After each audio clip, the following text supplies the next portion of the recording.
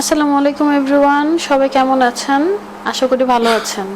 Food culture থেকে আজকে নতুন একটি রেসিপি নিয়ে আসলাম, যেটা হচ্ছে আমাদের পাবনার একটা ঐতিহ্যবাহী রান্না, সেটা হচ্ছে সাদা খিচুড়ি। এতে আমাদের যে মূল ইনগ্রিডিয়েন্টস লাগবে সেটা হচ্ছে সাদা চাল এবং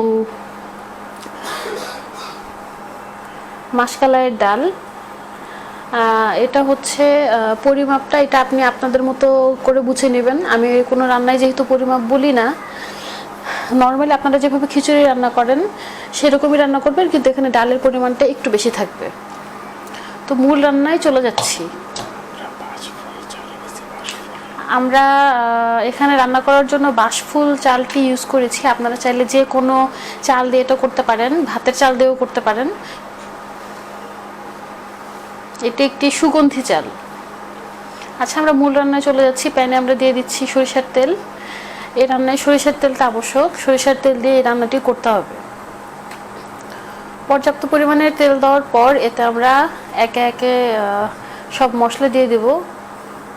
প্রথমে যেটা লাগছে সেটা হচ্ছে আমাদের পেঁয়াজ।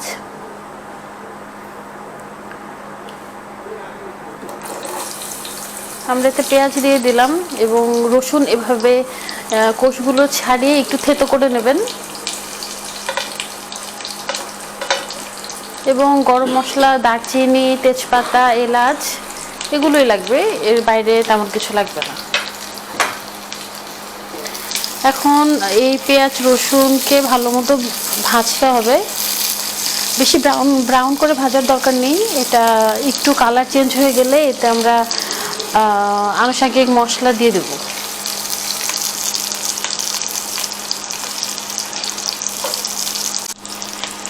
আমরা দেখছি আমাদের পেঁয়াজ রসুন ভাজা অলমোস্ট হয়ে গেছে। এখন এতে আমরা যা করব, আমরা ধুয়ে রাখা চাল এবং ডালটি এর মধ্যে দিয়ে দেব।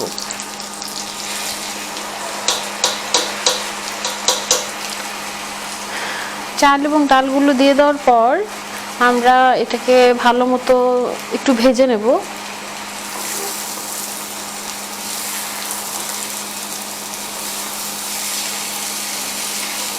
ভাজতে ভাজতে যখন আমরা দেখব যে চালের কালারটা একটু চেঞ্জ হয়ে আসছে, মানে দেখে একটু মচমচে টাইপের লাগবে, তখন এর মধ্যে আমরা অন্যান্য মশলাগুলো দিয়ে দেব।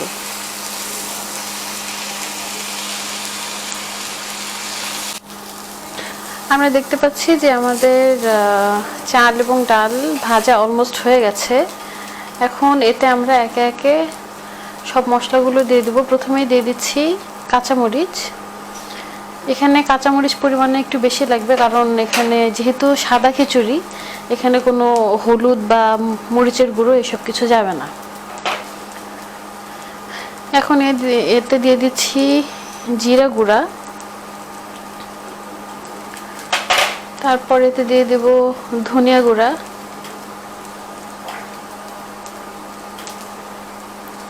সবকিছু আপনারা আপনাদের আন্দাজ মতো দেবেন। এখানে পরিমাণ মতো লবণ,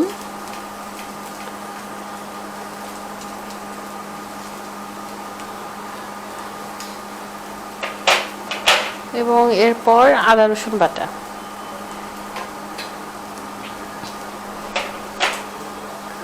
এখন এগুলোকে ভালো মতো চাল এবং ডালের সাথে মিক্স করতে হবে।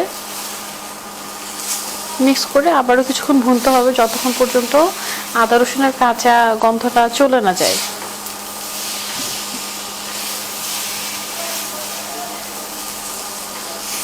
খুব সুন্দর একটি সুঘ্রাণ বের হয়েছে খিচুড়ি থেকে। আমি এটা আগেও বলেছি যে এটা পাবনার ঐতিহ্যবাহী একটি রান্না, এটা একটি ট্রেডিশনাল রান্না, এবং এটা খেতে এত মজা হয় আপনারা বাসায় ট্রাই না করলে বুঝবেন না। এটা আপনারা খাবেন হচ্ছে ডিম ভাজি, বেগুন ভাজি, এসব দিয়ে। চিকেন এবং বিফ এগুলো দিয়ে খেতেও এটা খুব মজা লাগে। আমার কাছে স্পেশালি ডিম ভাজি দিয়ে কেন যেন মজা লাগে। এছাড়া আপনারা যদি চান নর্মাল খিচুড়ির মতো বিভিন্ন ভর্তা দিয়েও এটা করতে পারেন। এখন এতে আমরা দিয়ে দিচ্ছি হচ্ছে গরম পানি।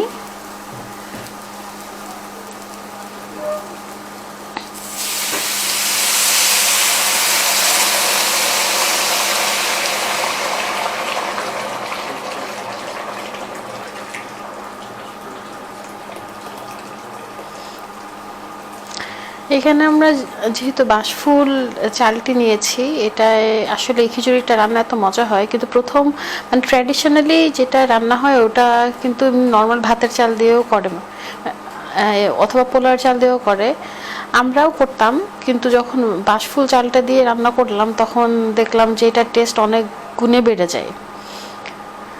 আর এটার যে সুঘ্রাণটা সেটাও একটু অন্যরকম, পোলার চালের মতো না, এটার একটা নিজস্বই স্মেল আছে যেটা খুবই সুন্দর, এবং এই খিচুড়ির সাথে এটা খুব মানিয়ে যায়।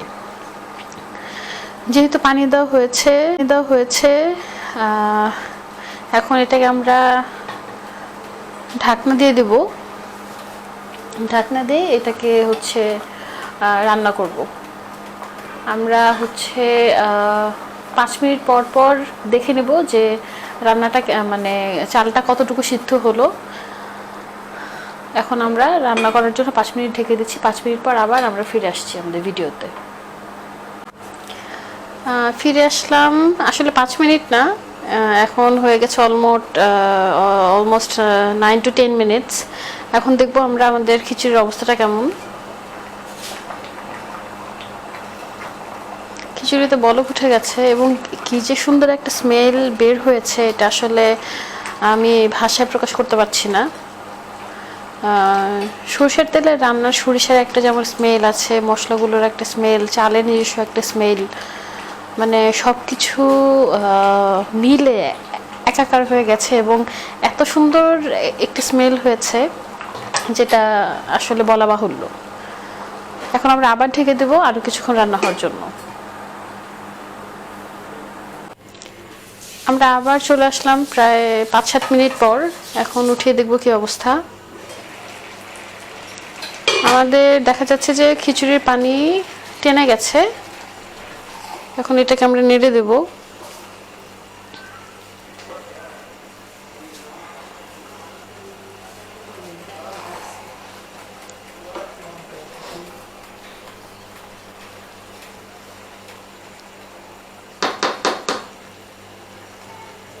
এটাকে এখন আবার আমরা ঢেকে দিচ্ছি আরো 5 থেকে 10 মিনিটের জন্য।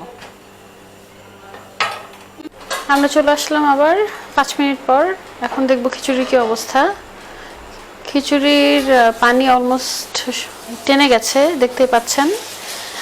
এখন এটাকে আমরা হচ্ছে সুন্দর করে দমে রাখবো কিছুক্ষণ, যে এক্সট্রা পানিটা আছে ওটা যেন চাল সোক করে নেয় এবং পর্যাপ্ত যে নরমটা সেটা যেন হয়ে যায়। এইটা একটু ঝরঝরা টাইপের খিচুড়ি খায়, একেবারে যে আঠালো টাইপ বা নরম ওরকম খিচুড়িটা খায় না, একটু ঝরঝরা টাইপেরই খায়। তো ফিরে আসছি ফাইনালি খিচুড়িটা হওয়া পর্যন্ত। এখন আমরা দেখে নেব আমাদের খিচুড়ির কি অবস্থা। হোপফুলি এটা অলমোস্ট ডান।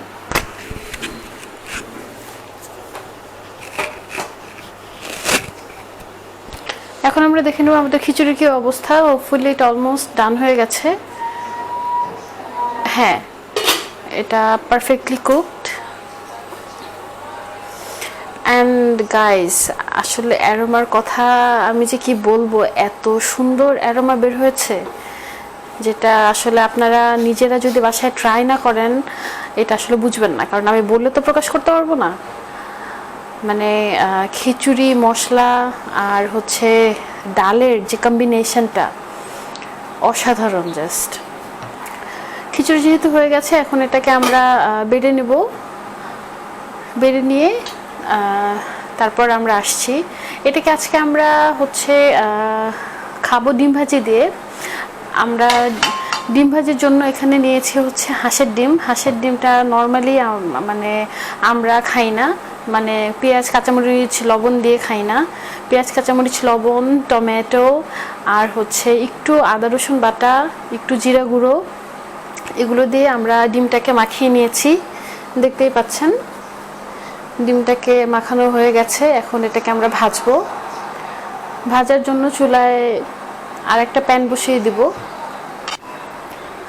আমাদের প্যানটি যথেষ্ট গরম হয়ে গেছে। এখন এতে আমরা তেল দিয়ে দিচ্ছি।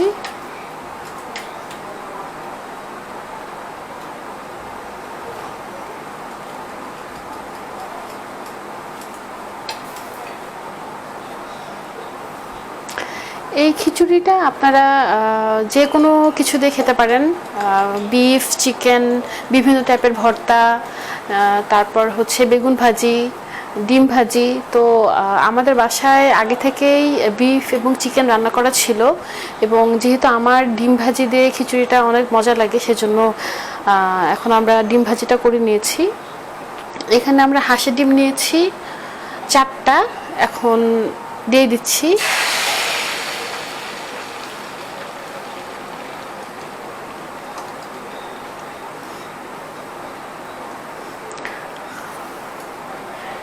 এটা একটা অন্যরকম টাইপের ডিম ভাজা, কারণ আমরা সবাই কম বেশি জানি যে ডিম ভাজা আসলে পেঁয়াজ, কাঁচামরিচ এবং লবণ ছাড়া কিছুই লাগে না, কিন্তু হাঁসের ডিমটা আসলে একটু একটা অন্যরকম গন্ধ থাকে। সেই গন্ধটাকে মানে গন্ধটা যেন না থাকে, তার জন্য হচ্ছে আমরা এতে মশলা এবং টমেটো ইউজ করেছি।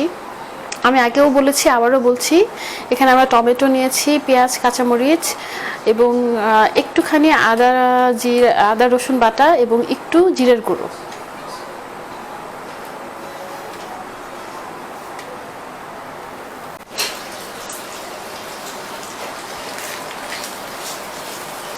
এখন ডিম ভাজিটাকে আমরা ফোল্ড করে নেব।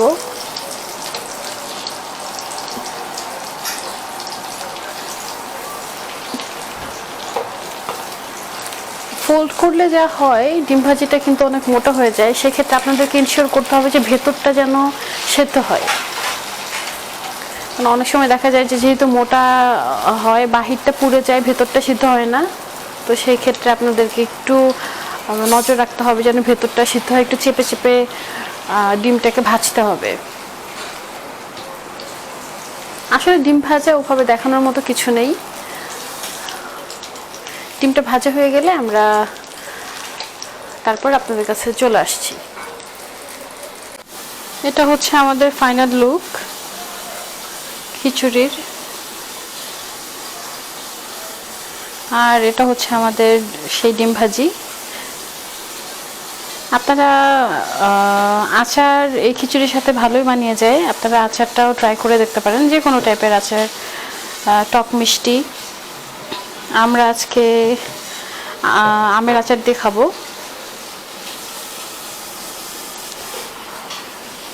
গাইস, এতক্ষণ আমাদের সাথে থাকার জন্য আপনাদেরকে অসংখ্য অসংখ্য ধন্যবাদ। প্লিজ আমার চ্যানেলটি সাবস্ক্রাইব করবেন, লাইক, কমেন্ট, শেয়ার করবেন এবং বেল বাটনে ক্লিক করতে ভুলবেন না, যাতে যখনই আমি কোনো নতুন ভিডিও দিই সেটা আপনাদের পর্যন্ত যেন পৌঁছে যায়। ধন্যবাদ এতক্ষণ আমার সাথে থাকার জন্য। ভালো থাকবেন। আসসালামু আলাইকুম।